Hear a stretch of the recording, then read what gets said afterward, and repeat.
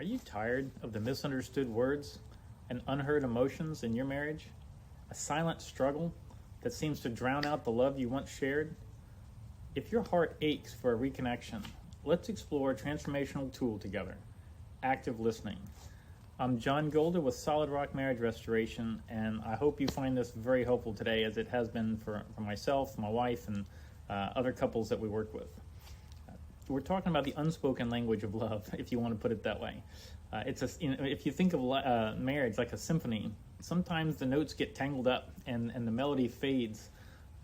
Active listening is really about truly hearing and comprehending our spouse.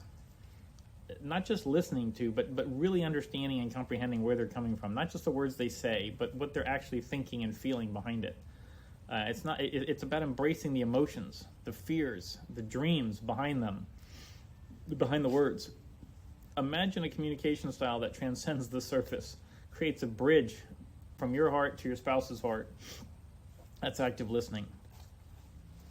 So there's some examples of active listening that I like to share. Reflective responses. So this is repeating back what you think you've heard. So you repeat back to your spouse what you heard them say to ensure that you're actually getting the right perspective. It's amazing sometimes you find out you think it was very clear, but they really meant something else. And maybe they even said it in a way that, when you play it back to them, they'll think about it and say it in a different way that makes it more clear. Validating emotions. So you've got reflective responses. You've also got validating emotions. So this is important to acknowledge your spouse's feelings, not just the words. Even if you don't agree, it's okay not to agree, but you can still validate how they're feeling about it. And then the third part is asking open-ended questions. So encouraging your spouse to express themselves fully. So a closed question is, something like, do you want water? Yes or no? An open-ended question is more, would you like something to drink? Or sorry, no, it's not. Well, maybe that's not really, that could be a yes or no. Also, an open-ended question might be more like, tell me about what you'd like to drink, or tell me about what you'd like to do today. It's sort of open-ended. It's not a yes/no. It allows them to think and react in a broader sense. There's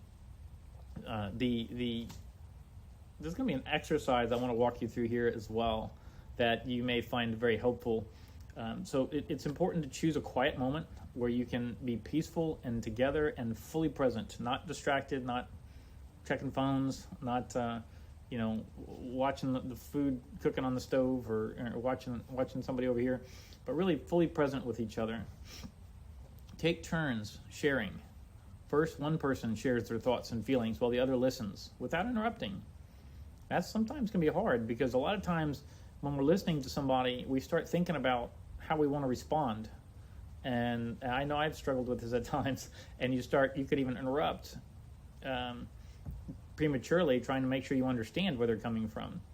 But really taking turns sharing, with one person sharing their thoughts and feelings, the other one listens without interrupting.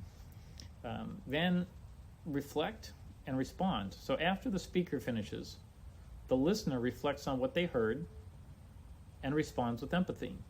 So you don't just immediately shoot out what you're thinking. You have to really listen for the whole message from the speaker first, without answering, without interrupting, but also without starting to think about everything you want to say back and what you want to reply, because then you're not really hearing what they're continuing to express. So wait till they're fully done. Take some time to reflect.